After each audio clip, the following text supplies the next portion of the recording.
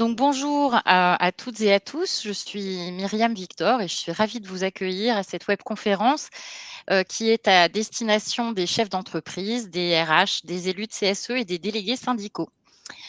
Donc nous allons aborder pendant 45 minutes le sujet de l'index de l'égalité professionnelle entre les femmes et les hommes. Donc cet index concerne toutes les entreprises de plus de 50 salariés et doit être publié tous les ans avant le 1er mars. Il vous reste donc un petit peu moins d'un mois pour respecter vos obligations en la matière.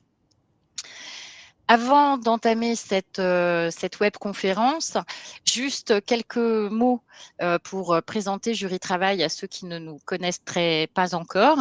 Donc, Jury Travail est le leader de l'information juridique en ligne.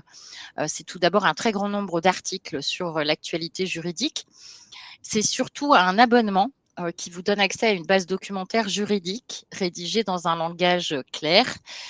Cet abonnement vous donne également accès à de nombreux modèles de courriers ou de contrats qui vont vous faire gagner un temps précieux puisque vous n'aurez qu'à les personnaliser. Et enfin, cet abonnement vous donne accès également à une équipe de juristes basée à La Rochelle qui répondent à toutes vos questions par téléphone. D'ailleurs, à la fin de notre webconférence, nous vous communiquerons un lien qui vous permettra de tester notre service en posant gratuitement votre première question à nos juristes.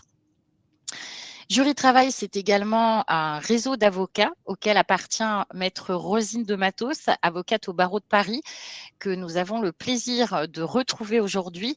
En effet, elle avait animé avec nous notre première webconférence de l'année sur les négociations annuelles obligatoires. Et ma collègue est en train de vous transmettre actuellement le lien pour accéder à la vidéo de cette webconférence si vous souhaitez la visionner. Donc bonjour à vous, maître, et merci d'être parmi nous. Bonjour Myriam, bonjour à toutes et à tous. Je suis ravie de vous retrouver pour ce thème passionnant qui est celui de l'index égalité hommes-femmes. Je pense qu'on va avoir beaucoup de choses à dire et on ne risque pas de s'ennuyer. Non, en effet. Alors pour ceux qui participent régulièrement à nos webconférences, vous savez que nous sommes très attachés à avoir vos avis et à répondre au mieux à vos attentes. On se demandait si l'horaire et le jour de nos webconférences vous convenaient. C'est pourquoi tout au long de la webconférence, vous avez accès à 2 sondages. L'un qui vous permet de sélectionner le jour de la semaine ou les jours de la semaine qui vous conviendraient le mieux, et le second sondage sur les horaires qui vous conviennent le mieux également. À chaque fois, vous avez la possibilité de cocher plusieurs réponses. Et je remercie d'avance toutes celles et ceux qui prendront le temps de répondre à ces sondages. Donc, ça se trouve dans l'onglet sondage à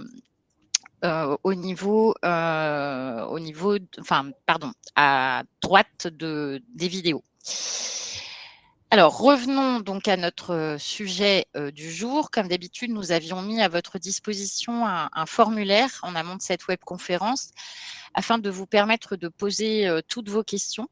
Donc, nous les avons transmises à Maître de Matos, qui va y répondre au cours de la webconférence. Donc, nous avons prévu une durée d'environ 45 minutes. Nous essaierons de nous y tenir. Et comme d'habitude, quelques jours après la webconférence, nous vous enverrons la vidéo par email.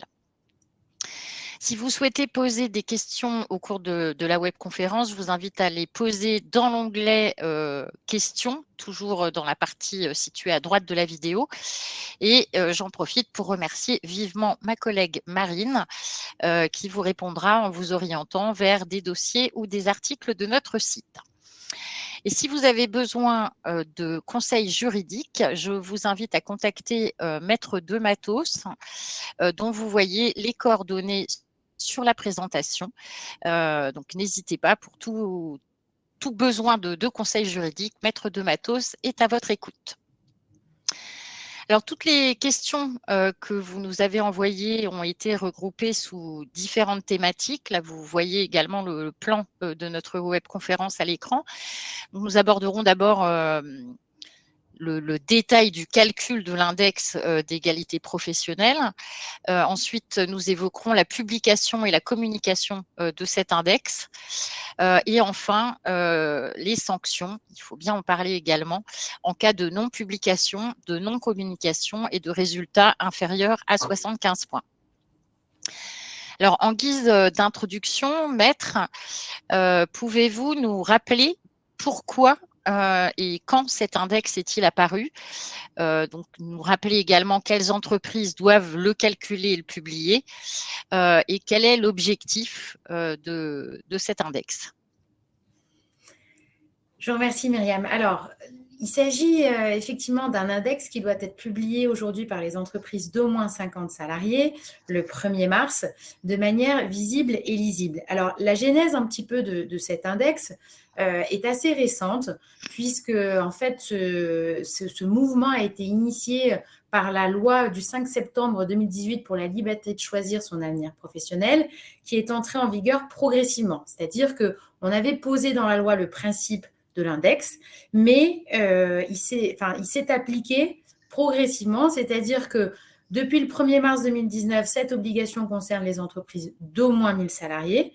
1er mars 2019, au moins 1000 salariés. 1er septembre 2019, au moins 250 salariés. Et 1er mars 2020, au moins 50 salariés. Il s'agit, il faut bien le comprendre, d'un outil de parité dans la mesure où on a mis en place des indicateurs qui permettent sur différents sujets, donc évidemment la rémunération, les écarts de rémunération, mais les questions de promotion, les questions d'augmentation salariale pour notamment les femmes qui ont été en congé maternité. À l'aide de ces outils, on essaye de calculer, d'avoir une espèce de photo précise de la situation entre les hommes et les femmes au sein d'une entreprise. Et la particularité de cet outil, qui est effectivement, comme je le disais, assez récent, c'est que c'est un véritable enjeu de justice dans la mesure où on a souvent évoqué cette espèce de vœu pieux qui consistait à dire qu'il était légitime que dans une entreprise, on ait une certaine égalité entre les hommes et les femmes, mais la particularité, c'est qu'aujourd'hui, il y a une sanction. Et cette sanction est assez importante, nous le verrons par la suite. Et on a fait finalement de ce qu'on appelait un vœu pieux une véritable obligation de résultat. Et en droit, c'est important puisque l'obligation de résultat impose à l'employeur d'atteindre ce résultat. Et à défaut, il est sanctionné. Donc, on n'est plus du tout sur ce qu'on appelle une obligation de moyens, c'est-à-dire qu'on vous donne un objectif, mais vous devez mettre des moyens en œuvre pour l'atteindre. Si ce n'est pas le cas, vous n'êtes pas sanctionné. Là, au contraire. Et plus le temps passe, et notamment, on en parlera également un petit peu plus tard avec la loi Rixain, plus on renforce en fait le scope et l'étendue, on va dire la portée de ce dispositif. Alors, de quoi parle-t-on précisément? Il s'agit, comme nous l'avons dit, de publier un index. Les entreprises qui sont concernées dorénavant sont celles qui comptent au moins 50 salariés à la date de la publication, le 1er mars de chaque année. Les entreprises privées sont effectivement concernées, donc les entreprises classiques, on va dire. Il y a aussi les associations, les syndicats qui emploient au moins 50 salariés à la date de publication. La question de l'UES s'est posée. Et on s'est interrogé et on s'est demandé si effectivement il fallait considérer qu'une EES était soumise ou pas à cette obligation. Et évidemment, les précisions du gouvernement nous ont amenés à considérer qu'aujourd'hui, une EES, telle qu'elle existe, donc c'est-à-dire soit parce qu'elle a été reconnue dans le cadre d'une décision de justice ou alors d'un accord collectif, une EES est soumise à l'obligation de publier un index. Et l'effectif qui est pris en considération, c'est l'effectif pour apprécier cette notion de 50 salariés, c'est l'effectif de l'EES. Donc, peu importe on va dire les entités qui constituent cette EES, peu importe l'effectif dont elles disposent, toutes ces petites entités, si au final elles dépassent le cap des 50 salariés, elles sont concernées. Nous avons également les employeurs publics, c'est une particularité, c'est-à-dire que ce qu'on appelle les EPIC, mais également les EHPAD sont concernés. Et pour le coup, depuis la loi X1, donc c'est pour ça que je parlais de renforcement, on nous a également alerté sur le fait que dorénavant, la question de l'égalité homme-femme devait également intervenir au niveau de l'enseignement supérieur. Et c'est-à-dire que les établissements publics de la recherche sont concernés par la publication de cet index. Et on a même été un petit peu plus loin, dans le sens où les établissements scolaires qui disposent de classes préparatoires aux grandes écoles devront dorénavant également publier des statistiques relatives à la répartition des élèves par sexe, et même la commission des titres d'ingénieur devra prendre en compte les enjeux de l'égalité homme-femme dans ses avis. Donc, c'est pour dire que l'étendue est de plus en plus grande, et au-delà de la question des effectifs d'une entreprise, la question de l'index commence à se distiller, à se propager aujourd'hui, même au-delà des entreprises d'une manière générale. Oui, très bien. Alors, je vais en profiter pour faire un petit point sur les statistiques également au niveau de cet index, puisque comme il doit être publié avant le 1er mars de chaque année, l'avantage, c'est que sur le site du ministère du Travail, on a toujours les chiffres qui sortent aux environs du 8 mars pour la journée de la femme. Et donc, l'année dernière, 80% des entreprises qui devaient calculer et publier leur index d'égalité professionnelle l'ont effectivement publié. Donc, il reste encore une marge de progression puisqu'il reste 20% des entreprises devant remplir cette obligation qui doivent compléter la liste de ces 80% des entreprises, et nous espérons donc qu'au cours de cette webconférence, nous allons aider certains d'entre vous à remplir cette obligation. Alors, rentrons dans le vif du sujet au niveau du calcul de cet index. Quels sont les différents indicateurs qui sont suivis dans cet index? Existe-t-il des différences de calcul entre les entreprises en fonction de leur taille notamment? Et enfin, quelle est la répartition des points par indicateur? Je rappelle qu'une note minimale de 75 points doit être atteinte dans le cadre du calcul de cet index. Alors, c'est tout à fait ça, Myriam. C'est-à-dire qu'aujourd'hui, l'index en tant que tel est constitué de 4 ou de 5 indicateurs que nous allons lister ensemble. Et la particularité, c'est que il est nécessaire d'obtenir effectivement 75 points. Donc, on a sur une base de 100 des points qui sont répartis sur les différents indicateurs, et selon les méthodes de calcul, il faut arriver au moins au score de 75. Et à titre liminaire, si jamais vous avez du temps, je vous invite vraiment à regarder les annexes 1 et 2 du décret du 8 janvier 2019, où on voit effectivement comment est composé le tableau. Et c'est-à-dire que vous avez une colonne qui présente l'indicateur en question. Vous avez ensuite les méthodes de calcul, puisque celles-ci diffèrent en fonction de l'indicateur. Vous avez ensuite une colonne qui explique dans quelle situation on se trouve, et en fonction de la situation, le nombre de points. Donc, je le disais concrètement, on a des points qui sont donnés en fonction des indicateurs, sachant que l'effectif de l'entreprise permet en fait de savoir dans quelle catégorie on se trouve. C'est-à-dire que pour les entreprises entre 50 et 250 salariés, on a 4 indicateurs. Le premier est toujours le même, c'est l'écart de rémunération homme-femme.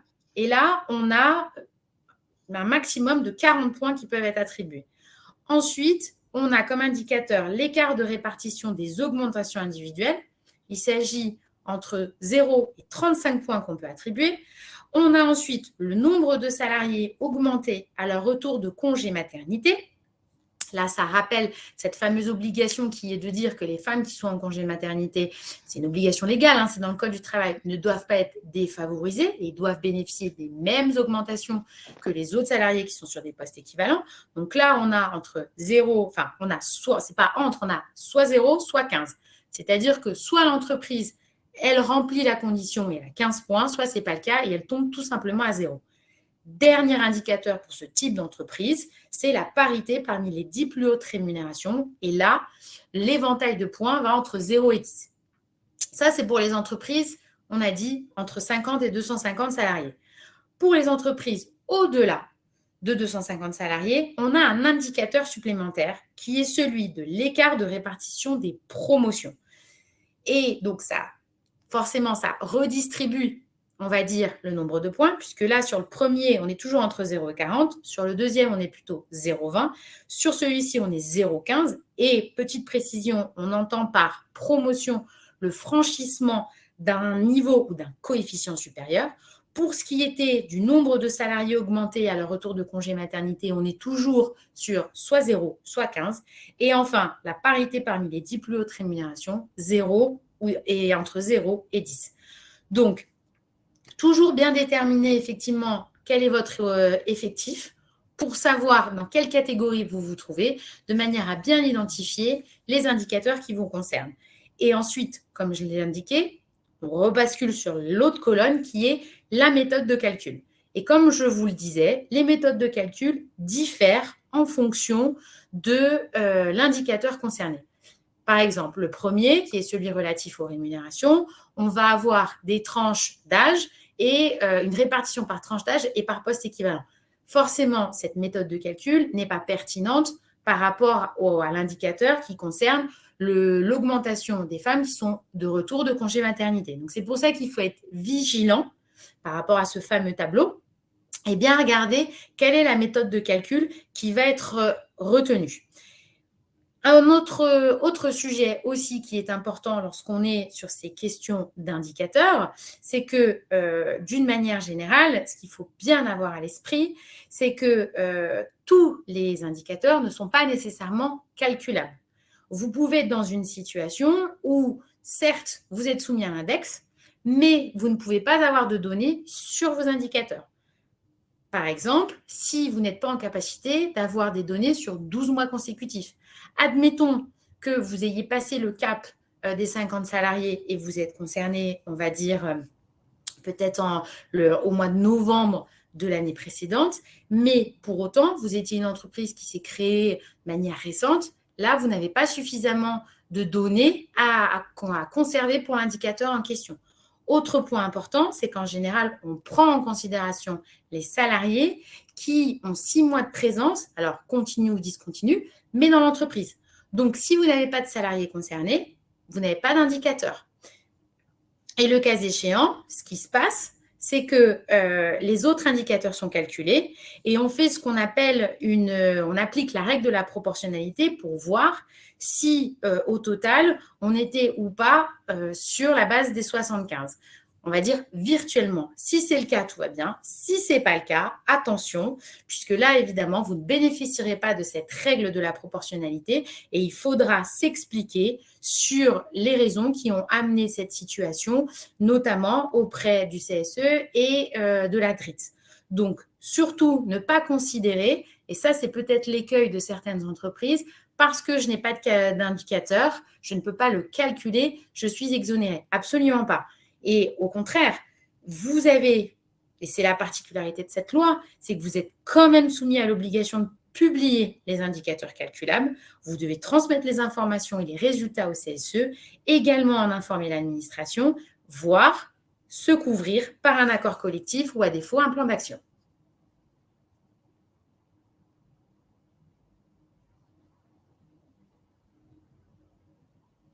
On ne vous entend pas, Myriam.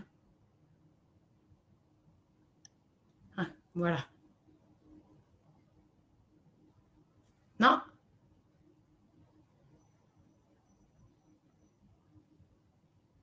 On ne vous entend pas. Enfin, vous êtes toujours en mute.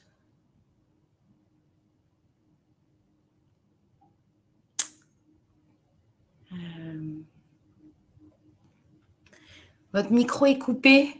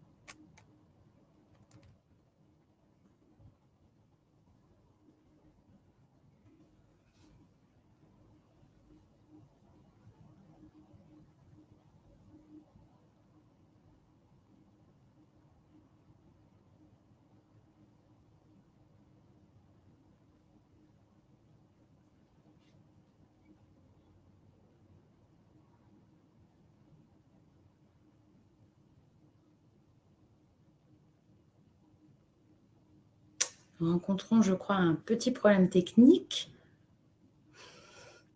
qui devrait être résolu rapidement. Navré.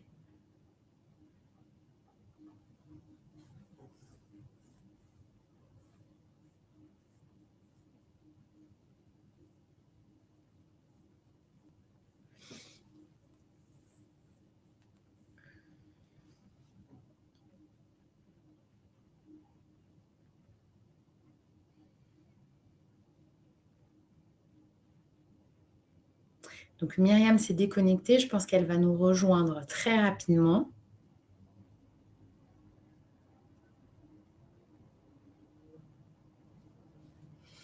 Ça arrive, hein. Ce sont, on va dire, les aléas du direct.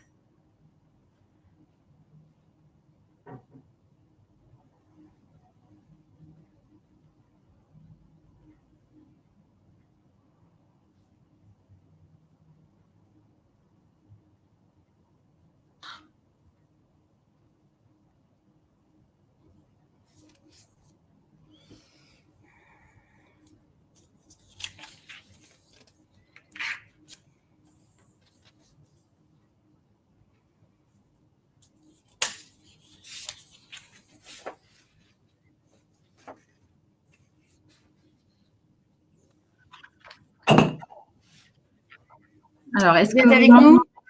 Oui. Alors, c'est mon micro-casque qui ne fonctionnait plus. Désolée. Alors, donc, nous en étions… enfin, oui, ce que je souhaitais ajouter, c'est que l'une des personnes présentes à la webconférence parlait justement d'un indicateur qu'ils étaient incapables de calculer, puisque aucune femme n'était partie en congé maternité. Donc, il suffit juste de passer la question et ça, en tout cas, ça ne doit pas bloquer, enfin, ça ne doit pas empêcher l'entreprise de calculer son index. C'est tout à fait ça. C'est-à-dire qu'il y a des éléments objectifs qui sont indépendants de la volonté d'une entreprise, mais qui font que, par définition, l'indicateur n'est pas calculable. Et ça, c'est l'exemple classique. S'il n'y a pas eu de départ en congé, enfin, il n'y a pas eu de départ et même donc il n'y a pas eu du tout de retour durant la période de référence, le cas échéant, l'indicateur n'est pas calculable. Mais pour ne pas pénaliser, c'est pour ça qu'on applique cette fameuse règle de la proportionnalité pour voir si, en théorie, on est dans les clous. Si c'est le cas, tant mieux. Si ce n'est pas le cas, ça ne permettra pas d'exonérer. Mais ça veut dire que lorsque c'est le cas, ça veut dire que sur les autres indicateurs, on a un sujet. Parce qu'en principe, c'est une sorte de neutralisation d'un indicateur non calculable, si les autres sont au niveau, normalement, on ne devrait pas avoir de difficulté. Si malgré ça, on est en dessous des 75 points, c'est qu'on a un autre sujet sur un autre indicateur. Oui, très bien, merci. Alors, on va parler maintenant des effectifs qui doivent être pris en compte pour le calcul de l'index.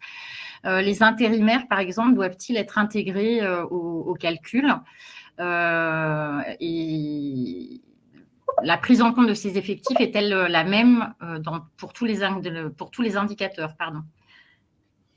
Alors, c'est un point assez intéressant puisque effectivement, on n'a pas du tout la même appréciation pour ce qui est des effectifs et pour ce qui est des indicateurs.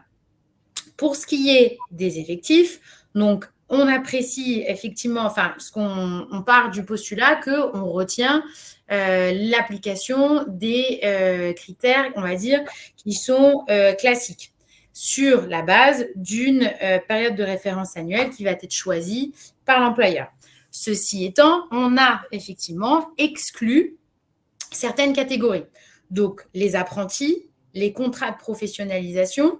La petite particularité, et ça c'est une précision qui nous a été donnée par le gouvernement, notamment pour les salariés, par exemple, contrat de professionnalisation qui ensuite bascule en CDI, on prendra en compte le CDI. En revanche, la période du contrat de professionnalisation, non. Donc, même s'il y a une reprise d'ancienneté, ça ne fonctionnera pas. On exclut également les salariés qui sont mis à disposition par une entreprise extérieure et on considère donc que les intérimaires qui sont mis à la disposition par les entreprises de travail temporaire sont exclus. On exclut également les expatriés, les salariés absents plus de la moitié de la période de référence. Rappelez-vous ce que je disais tout à l'heure. La condition, c'est d'avoir des données sur 12 mois consécutifs, mais c'est aussi que les salariés soient présents au moins 6 mois, continu ou non, dans l'entreprise. Donc, si on n'a pas 6 mois, ces salariés-là ne sont pas pris en considération. Donc, la question qu'on va systématiquement se poser, c'est de savoir à la date butoir si, notamment pour ces salariés-là, est-ce qu'ils ont passé 6 mois ou pas dans l'entreprise. Si c'est le cas, on les prend en considération. À défaut, ils seront exclus. Autre point, autres salariés, on va dire exclus, ce sont les salariés qui sont en pré-retraite. Certes, ils font partie des effectifs, mais ils ne sont pas présents, on va dire, de manière effective. Et également, congé maladie, maternité sans solde, ou, et ça c'est un point important compte tenu des circonstances actuelles, les salariés qui sont en activité partielle pour la période où ils vont être absents. Donc là, encore une fois, on rebascule, on prend en considération, enfin, il faut faire cette espèce d'articulation et on va dire de distinction entre les salariés qu'on prend en considération ou les périodes qu'on prend en considération et le reste. Attention au niveau d'appréciation, dans la mesure où il s'agit de chaque entreprise qui constitue une entité légale. Si on a plusieurs établissements, le calcul se fait au niveau de l'entreprise et non de l'établissement. Lorsqu'on est en présence d'un groupe, le cas échéant, ce qu'on va prendre en considération, c'est le niveau de chaque entreprise qui va composer le groupe. Donc, bien veiller, encore une fois, à être sur le bon niveau d'appréciation. Dernier point, je vous donne un exemple qui revient assez souvent. Les entreprises qui ont été créées, par exemple, en juillet 2019 et qui doivent publier leur index au 1er mars 2020, si à cette date, elles ont, 1er mars, moins de 50 salariés, au moins, là, pour le coup, elles sont considérées. Après, toute la question et tout l'enjeu sera de savoir si, effectivement, elles ont suffisamment de données à produire pour les calculateurs. Très bien, merci beaucoup.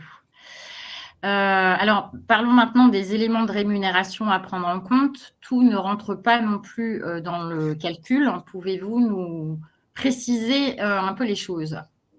Alors, l'idée pour moi, enfin en tout cas le prisme au travers duquel je vois ça, c'est le fait que ce qu'on doit prendre en considération, c'est ce qui est donné au salarié en contrepartie de son travail. Ce qui permet, quand on part de ce postulat-là, de pouvoir faire un petit peu le tri. D'une manière générale, salaire de base, évidemment, est pris en considération. Tout ce qui va être les accessoires indirects ou directs, en espèces ou en nature, à raison de l'emploi, sont pris en considération. Les avantages en nature ou, par exemple, l'indemnité ou le crédit de déplacement, qui est l'équivalent en espèces de l'avantage tiré d'une voiture de fonction, qui peut être utilisée à des fins personnelles. Tout ce qui va être aussi primes collectives, mais qui sont attribuées à tous les salariés, peu important, on va dire, leur poste. Il ne faut pas effectivement que la prime en question dépende du poste de travail. Le cas échéant, elle sera exclue. Si ce n'est pas le cas, on la prend en considération.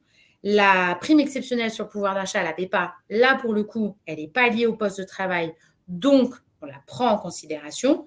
Tout ce qui va être bonus, commission, prime sur objectif, le cas échéant, elles sont prises en considération, mais attention, si elles sont versées de manière effective. Si on a des bonus, des commissions ou des primes de quelque nature que ce soit qui sont, on va dire, théoriques, mais qui vont être versées sur un autre exercice, elles ne seront pas prises en considération. Les indemnités de congés payés qui sont rattachées au salaire, le cas échéant, également prises en considération.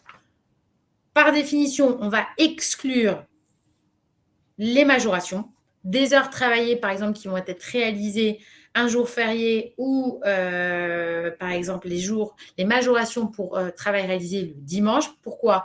Vous allez me dire, c'est en contrepartie du travail, donc finalement, ça devrait être inclus. Oui, mais c'est une spécificité, c'est-à-dire qu'on n'est pas dans une situation classique de travail. Donc là, on va prendre en considération l'heure dans la première catégorie, donc on admet. En revanche, pour ce qui est de la majoration, on va exclure. Tout ce qui va être aussi indemnité de rupture. Parce que là, pour le coup, on est sur la rupture d'un contrat de travail, donc on n'est pas du tout en contrepartie du travail. On vient indemniser la rupture. C'est le cas, par exemple, des indemnités de licenciement, du préavis, du départ en retraite. Ça, toutes ces indemnités de cette nature-là ne sont pas prises en considération. Les primes également. Primes d'ancienneté, par exemple, puisque là, vous vous rappelez ce qu'on s'est dit tout à l'heure, ce n'est pas lié au poste de travail, c'est lié à la personnalité du salarié. Donc, on exclut. De la même manière, les primes qui sont liées à une suggestion particulière, par exemple, les primes de salissure, les primes de froid, là encore, ce n'est pas le poste en question, mais ce sont les conditions d'exercice. Donc, on exclut. On va exclure également tout ce qui va être versé au titre de l'intéressement et de la participation. Les éléments aussi qui sont versés dans un CET, ça c'est une précision notamment du gouvernement, dans la mesure où l'identification des sommes et leur source est difficile à faire, on considère que par définition, on va exclure tout ce qui est également action, stock option ou compensation différée d'action, parce qu'elles correspondent à un gain qui est lié à la qualité d'actionnaire et non de salarié, seront également exclus. Très bien. Et donc, pour préciser à certaines personnes qui posaient la question sur le chat, oui, les primes d'ancienneté sont bel et bien exclues aussi Tout à du fait. calcul. Donc, la période de référence, maintenant, est-elle forcément la même d'une année sur l'autre et peut-elle être révisée? Alors, la période de référence, à titre liminaire, c'est la période sur laquelle on va apprécier les indicateurs. Elle est choisie librement par l'employeur. Il n'est absolument pas obligatoire de retenir une année civile. Ce qu'il faut, c'est que ça couvre une période de 12 mois. Ça, c'est le premier critère. Deuxième critère, que ça s'arrête avant, ou au 31 décembre de l'année N-1 pour une publication des indicateurs sur l'année N. Ça, ce sont les deux critères fondamentaux de base.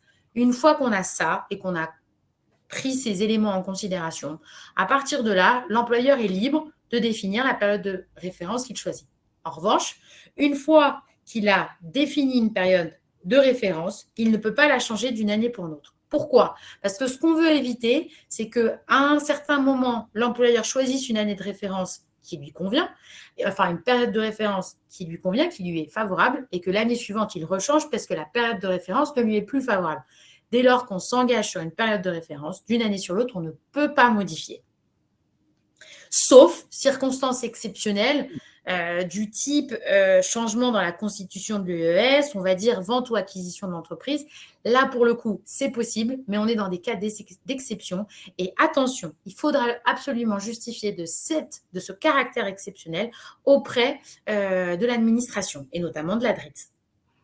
Oui, en effet, l'intérêt du calcul de cet index, c'est de pouvoir effectivement avoir un suivi.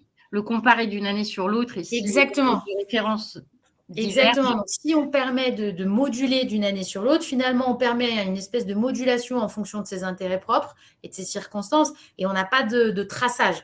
Donc, c'est pour ça que on va dire que c'est un petit peu contraignant, mais pour autant, ça permet quand même d'avoir une visibilité qui est au plus près de la situation de l'entreprise.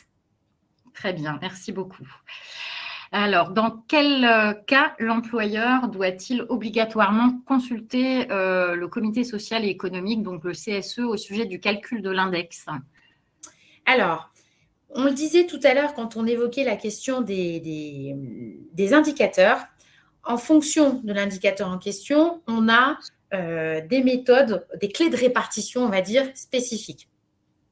Pour ce qui est de l'indicateur relatif aux écarts de rémunération, donc le premier, on a ce qu'on appelle des tranches d'âge, donc c'est-à-dire moins de 30, 30, 40, 40, 50 ou supérieur à 50. Et à côté de ça, on fait une appréciation par poste équivalent. Néanmoins, ce n'est pas une obligation. Enfin, on va dire la question du poste équivalent. Il n'est pas du tout obligatoire pour l'employeur de se conformer notamment à ce qu'on appelle les catégories socio-professionnelles qui sont définies notamment par l'INSEE, c'est-à-dire ouvrier employé, ensuite on a technicien, agent de maîtrise et on a les cadres. Il y en a 4. Ouvrier, employé, technicien, agent de maîtrise et cadre. Ce n'est pas une obligation. Et l'employeur a parfaitement la possibilité, après consultation du CSE, de répartir les salariés par niveau de coefficient hiérarchique ou notamment en application de la classification de branche ou une autre méthode de cotation de poste. C'est possible. C'est là où intervient la consultation du CSE et c'est une vraie consultation dans la mesure où il est nécessaire de recueillir un avis du CSE.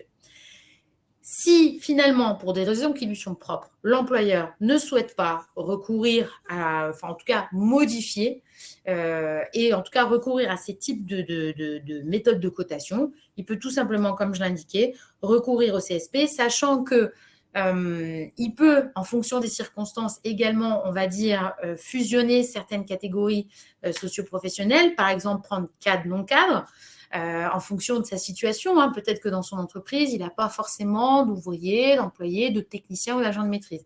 Donc ça, on tolérera parce que finalement, ce n'est qu'une émanation, entre guillemets, des 4 catégories. En revanche, il n'est pas question notamment d'utiliser des méthodes de cotation qui vont retenir d'autres critères que ceux que nous avons évoqués, de manière à ce qu'on reste sur des critères qui sont objectifs. Très bien, merci beaucoup, Maître. Alors, une question très précise, et on va essayer d'accélérer parce que l'heure tourne, c'est un cauchemar. Donc, une question précise qui nous a été envoyée par une de nos internautes à propos d'une fusion, du rachat d'une société. Donc, voici la question telle qu'elle nous l'a soumise. La société A a absorbé la société B au 31/10/2021.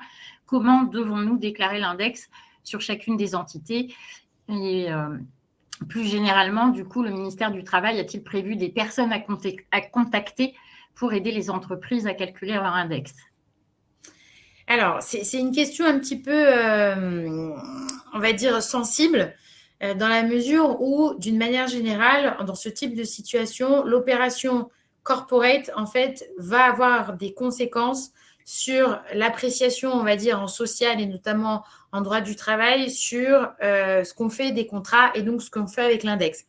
Si, par exemple, on est sur ce qu'on appelle des fusions, absorptions classiques type acquisition avec ce qu'on appelle des TUP, des transferts, des transmissions universelles de patrimoine, ça implique d'un point de vue social, en tout cas en droit du travail, le 12-24-1, c'est-à-dire le transfert automatique des contrats de travail. Le cas échéant, ça voudrait dire que la société A a récupéré tous les contrats de travail de la société B. Donc, certes, on va dire, d'un point de vue concret, les salariés qui sont arrivés ont moins de 5 mois, puisque l'opération manifestement a lieu le 31 octobre 2021. Pour autant, la société a tout récupéré comme si elle était l'employeur depuis le début. Donc, c'est pour ça que c'est assez spécifique. Je dirais que dans ce type de situation, il y a 2 écoles. Soit on considère que l'entreprise A n'a pas les 5 mois et donc elle a des indicateurs qui ne sont pas calculables. À mon sens, il faut être un petit peu plus prudent dans la mesure où la société A finalement devient l'employeur des salariés de la société B et elle est censée être l'employeur depuis le départ. Donc, si on a un doute, peut-être, à mon sens, le réflexe, c'est éventuellement d'en référer à la DRITS, puisqu'on a des référents spécifiques au sein des DRITS qui sont chargés d'accompagner les entreprises sur la mise en place de l'index. D'une manière générale, il y a tout un panel de mesures qui ont été mises en place par le ministère pour accompagner les entreprises. Il y a notamment le simulateur calculateur en ligne. Il y a aussi des tableaux Excel qui sont extrêmement riches en informations et en outils de présentation. On a des stages. On a également une plateforme. Et on a ces fameux référents. Donc, si on a un doute, pourquoi pas tout simplement en référer à cette personne-là, parce qu'encore une fois, vraiment, l'opération corporate, elle est fondamentale, sa nature et ses conséquences sur la question, en tout cas la situation. Si on n'est pas sur une fusion-acquisition classique, ça veut dire que, par exemple, c'est la question des rachats de titres. La société A et la société B coexistent. Et là, pour le coup, à mon sens, si les deux sont au-dessus de 50, il n'y a pas de sujet. Ça veut dire qu'il y a publication de l'index et ensuite, on applique les calculateurs. Et c'est encore plus le cas si, au final, elle constitue une ES. Donc, à voir comment on apprécie les éléments de fait et surtout, en cas de doute, ne pas hésiter à en référer ou en tout cas à utiliser les outils qui sont à notre disposition pour ce faire. Très bien, merci. Effectivement, on trouve énormément d'informations sur le site du ministère du Travail. Vous avez énormément de liens vous permettant d'avoir accès au calculateur et je crois qu'un de nos internautes l'a partagé tout à l'heure dans le chat. Un grand merci à lui, d'ailleurs, au passage. Alors, en cas de résultat inférieur à 75 points, hein, donc on rappelle que la barre est haute en termes de moyenne de calcul de cet index, puisqu'on doit obtenir 75 points sur 100. L'employeur donc, doit-il fournir un plan d'action?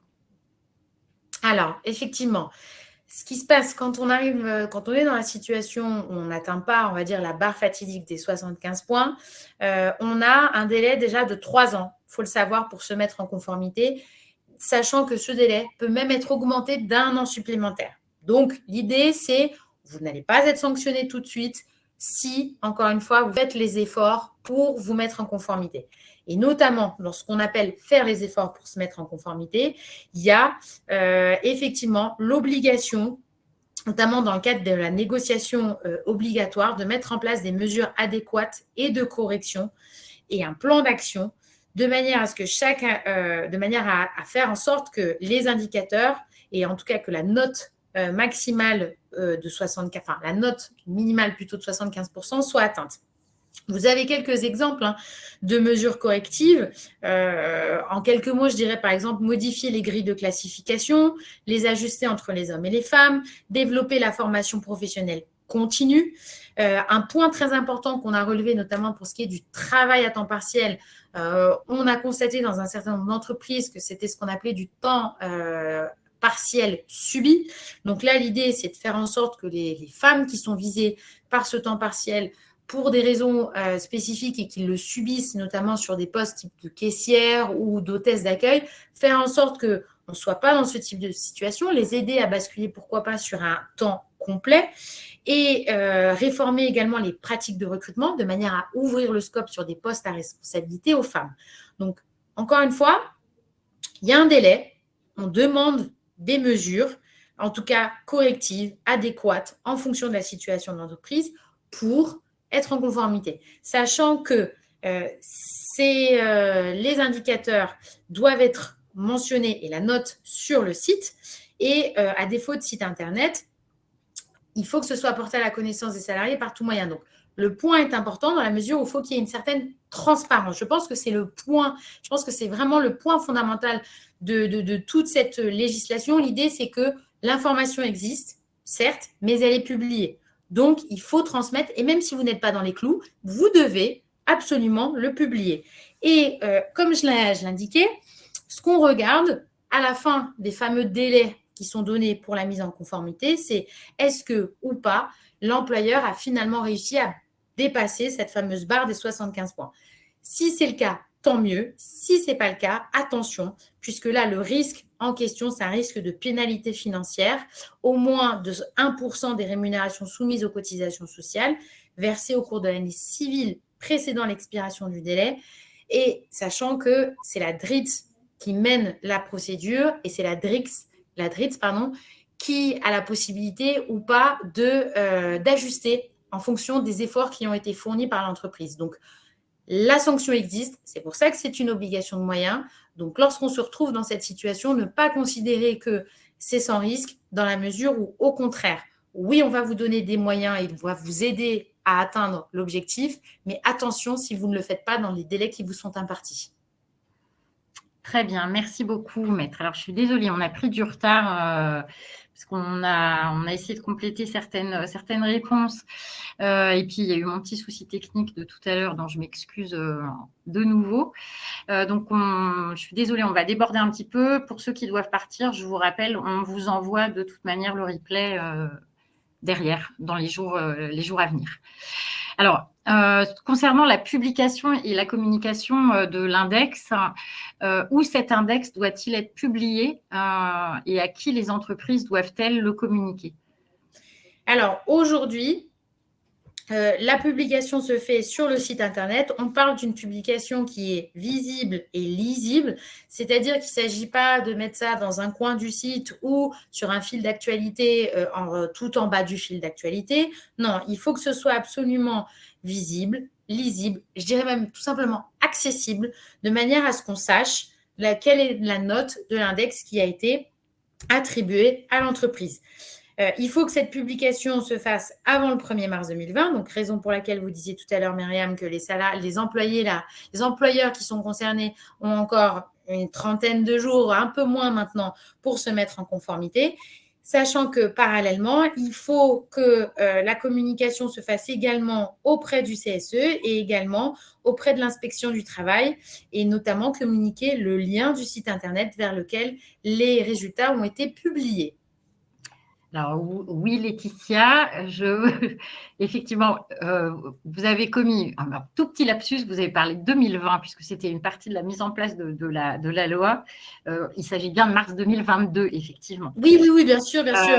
Et pour répondre à Sandrine, que je vois son chat apparaître à l'instant, s'il n'y a pas de site internet, en fait, tout moyen de communication auprès des salariés est valable, mais il faut que ce soit communiqué impérativement. C'est tout à fait ça. On retiendra ce qu'on appelle l'obligation, c'est de la communication par tout moyen. Donc, ça peut être de l'affichage, ça peut être de l'intranet, ça peut être également tout simplement des courriels qui sont envoyés à tous les salariés. L'important, c'est que la publication, la communication se fasse.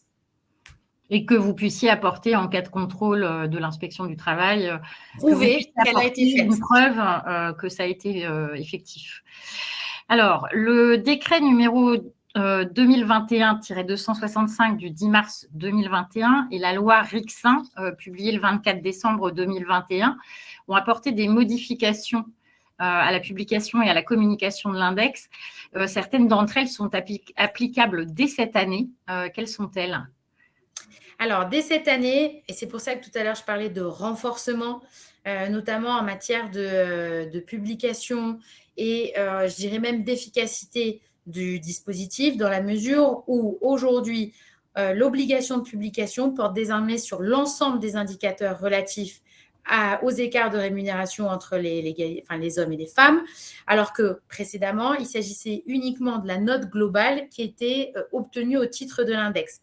Donc là, il s'agit tout simplement de renforcer la transparence de manière à ce qu'on n'ait pas juste la note et que la note en question occulte en fait une certaine situation dans l'entreprise.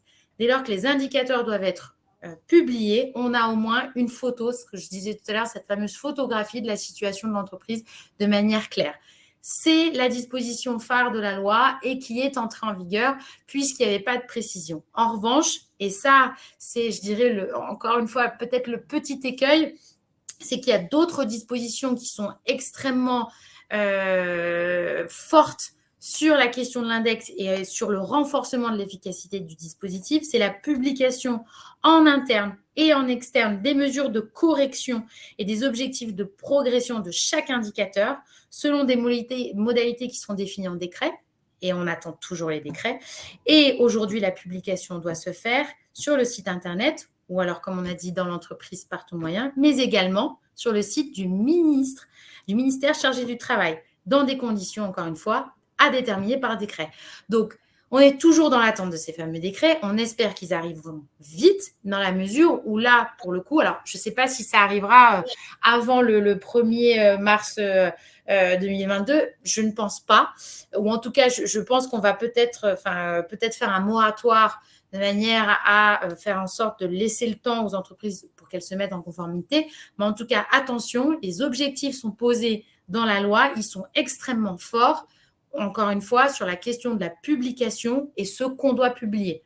L'objectif, en tout cas le mouvement, c'est on renforce, on élargit et encore une fois, on rend le dispositif réellement efficace.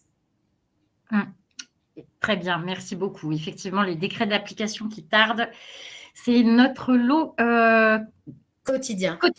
Oui. Alors, une autre question envoyée par une de nos internautes qui est élue de CSE. L'employeur a-t-il l'obligation d'expliciter son mode de calcul de l'index dans la BDES? Et si oui, quel article de loi le stipule? Alors, c'est l'article D 1142-5 alinéa 1er et 2e qui effectivement impose à l'employeur d'expliciter le mode de calcul dans la BDES. En fait, les indicateurs ainsi que le niveau de résultat sont mis à la disposition du CES selon la période qui est fixée. Encore une fois, dans la BDES. Et surtout, ce qu'il faut avoir bien en tête, c'est que les résultats sont présentés par catégorie socio-professionnelle, niveau coefficient, ou selon les niveaux, ou en tout cas la méthode de cotation qui aura été retenue par l'employeur. Et surtout, il faut que toutes les précisions utiles à la compréhension, notamment sur la méthodologie appliquée, la répartition des salariés par catégorie socio-professionnelle ou les niveaux de la méthode de cotation, soient expliquées au CSE. Donc, au-delà du fait qu'il y ait une obligation d'information, il y a surtout cette obligation qui est de donner en fait toutes les clés au CSE de manière à ce qu'ils comprennent ce qui a été fait, la méthode qui a été retenue et ensuite le résultat obtenu. Très bien, merci beaucoup. Alors, nous en venons à notre dernière partie sur les sanctions. Donc, quelles sanctions sont encourues en cas de non-publication de l'index sur le site prévu par le ministère du Travail? Donc, c'est index-egapro.travail.gouv.fr. Alors, non-publication, non-communication, j'insiste sur les deux parce que, encore une fois, l'idée, c'est que l'obligation, elle est de publier, mais elle est de communiquer aussi, n'oubliez pas, en interne. Sur ces deux éléments, lorsqu'on a un employeur défaillant, la sanction, c'est la pénalité financière. Alors, attention, on l'a précisé, c'est une pénalité de 1% au plus. Donc, il y a un certain, on va dire, une certaine, en tout cas, de décision de la DRIT, puisqu'elle peut, en fonction de la situation, ajuster le curseur. En tout état de cause, la pénalité que risque l'employeur est celle-ci, sachant que cette pénalité peut être également appliquée aux entreprises bénéficiaires d'un plan de relance en l'absence de fixation d'objectifs de progression pour chacun des indicateurs ou en l'absence tout simplement de publication de ces objectifs et des mesures de correction qu'elles ont dû définir. Donc, ne pas croire que on peut s'exempter assez facilement de l'obligation puisque la pénalité est quand même assez lourde. Donc, bien veiller, je dirais, à se mettre en conformité avec les obligations qui aujourd'hui sont celles des employeurs. Très bien, merci beaucoup. Et alors, en cas de non-communication au CSE et donc plus généralement aux salariés, les sanctions sont-elles les mêmes ? Alors, je dirais que le cas échéant, c'est pour ça que j'insistais sur non-publication et non-communication. Effectivement, quand on est dans un cadre de non-communication, on risque cette fameuse pénalité, mais et surtout lorsqu'on est sur de la non-transmission ou de la non-communication vis-à-vis du CSE, moi, je n'oublierai pas non plus cette question du délit d'entrave.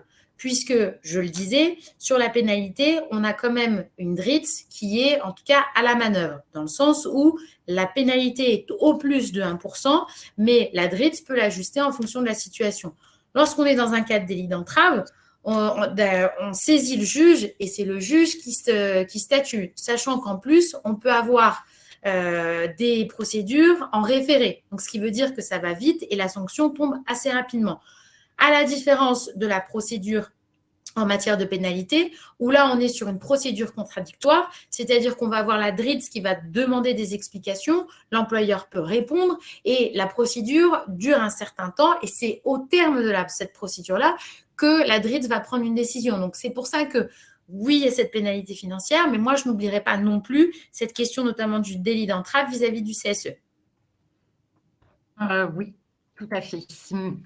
Effectivement, le délit d'entrave, on en revient souvent à en parler. Les basiques. C'est ça. Alors, dernier cas de sanctions possibles, les résultats inférieurs à 75 points. Jusqu'où les sanctions peuvent-elles aller? Alors, là encore, en cas, on va dire, de mauvais résultats persistants, et je dis bien persistants parce que rappelez-vous ce qu'on a dit tout à l'heure, c'est-à-dire que l'employeur qui est défaillant, il a quand même 3 ans pour se mettre en conformité, voire 1 an supplémentaire. Donc, quand on est dans une situation où on parle effectivement de mauvais résultats persistants, le risque pour l'employeur, c'est la pénalité d'1%. Et je dirais, attention, parce que lorsqu'on est dans une situation où on est en absence, par exemple, on n'a pas d'accord ou de plan d'action ou de publication des écarts de rémunération ou des mesures de correction, là aussi, on a le risque de pénalité de 1%. Pourquoi j'insiste? Parce qu'on s'est interrogé de savoir si le cumul de ces sanctions était possible, c'est-à-dire si un employeur pouvait se voir appliquer la pénalité de 1% parce qu'il y a des résultats mauvais qui sont persistants et par ailleurs parce qu'il y a une absence d'accord. Aujourd'hui, la position de l'administration, c'est de dire que le cumul est possible, donc attention, pour les employeurs qui se sont vus appliquer une pénalité pour absence d'accord, puis pour mauvais résultats. L'inverse n'est pas vrai. Donc, c'est-à-dire que si on est un employeur qui a d'abord des mauvais résultats persistants et ensuite absence d'accord, là, il n'y a pas de cumul. Mais vous pouvez vous retrouver dans une situation où vous allez avoir 2 sanctions avec 2 pénalités de 1% si effectivement vous êtes dans la situation absence d'accord et ensuite mauvais résultat. Donc, vous voyez qu'à la fin, ça peut coûter très cher et qu'on peut se retrouver facilement dans une situation où on est sanctionné. Encore une fois, l'objectif de tout le dispositif, c'était de faire en sorte qu'on force l'employeur à faire le calcul, donc c'est-à-dire évaluer sa situation en interne, à la publier dans un souci de transparence et on sanctionne quand il n'est pas, on va dire, quand il est défaillant. Et encore une fois, cet exemple du cumul des sanctions montre à quel point on a donné de l'importance à ce dispositif en faisant en sorte qu'un cumul de sanctions soit possible. Très bien. Merci beaucoup, Maître. Voilà, alors on termine avec un petit peu de retard. Presque un quart d'heure de retard. Toutes nos excuses. J'espère que ce format vous aura plu et que vous aurez obtenu réponse à vos questions.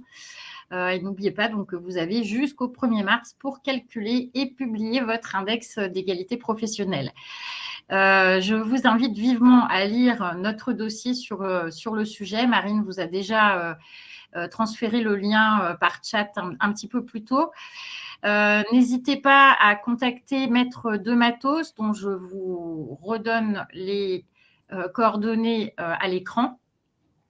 Elle pourra vous donner des conseils complémentaires. Alors, une petite requête me concernant. Nous sommes vraiment très attachés à recueillir votre avis. Alors, j'ai vu qu'il y avait eu des débats sur les horaires entre l'île de la Réunion et la Martinique. Et là, effectivement, on a un espèce de grand écart horaire qui risque d'être un petit peu compliqué à voir. Mais bon, en fonction des réponses, on verra. On fera peut-être certaines webconférences à certains horaires et certaines autres à d'autres. Le sondage, donc vous pouvez encore continuer à y répondre, sera soumis encore une fois à la prochaine webconférence également. Alors, concernant vos avis, Marine vous transmet également un lien qui vous permettra de nous donner votre avis sur cette webconférence. Merci d'avance à ceux qui le feront parce que ça nous aide vraiment beaucoup. Alors, vous avez encore des questions sur les sujets ou si d'ici quelques jours, une question vous venait à l'esprit, vous pouvez poser, je vous le rappelle, votre première question gratuitement à nos juristes. Ils vous rappelleront très rapidement. Normalement, c'est même dans la journée. Là encore, Marine vous transmet le lien via la fenêtre de chat. Pour tous les élus de CSE, les délégués syndicaux et plus généralement les représentants du personnel, j'anime un groupe privé sur Facebook. N'hésitez pas à nous rejoindre. Je suis moi-même déléguée syndicale et secrétaire du CSE de Jury Travail et on essaye de créer une petite communauté autour de nos problématiques d'élus. C'est un groupe bienveillant qui attend avec impatience votre inscription. Enfin, je vous donne rendez-vous donc pour nos 2 prochaines webconférences en février et en mars. Donc, la prochaine webconférence aura lieu le mardi 15 février à 14 h. Nous y évoquerons les obligations fiscales des entreprises. Donc, cette webconférence s'adresse principalement aux chefs d'entreprise, aux entrepreneurs, aux responsables administratifs et financiers. Et nous aurons le plaisir de retrouver Maître Rania Fawaz, avocate au barreau de Paris, qui animera cette webconférence avec moi. Donc, Marine vous a transmis le lien d'inscription dans le chat. La première webconférence du mois de mars aura lieu donc le 1er mars. Donc, bloquez la date dans vos agendas. Et nous y aborderons les contrôles de l'inspection du travail. Et nous vous aiderons à y faire face, parce que c'est toujours un moment un petit peu délicat à vivre. Et pour chacune de ces 2 webconférences, je vous rappelle qu'on met à votre disposition un formulaire de questions. N'hésitez vraiment pas à le remplir. C'est un petit peu ce qui fait aussi le contenu de ces webconférences. C'est ce que vous y apportez avec vos questions et c'est très important pour nous. Voilà, donc merci encore, Maître de Matos, d'avoir accepté d'animer cette webconférence avec moi et j'espère à très bientôt. Je vous en prie, avec plaisir, Myriam. À très bientôt, bien sûr. Merci à tous. Et merci à tous d'avoir assisté à cette webconférence. Encore désolée pour le retard. Au revoir et à très bientôt. Au revoir.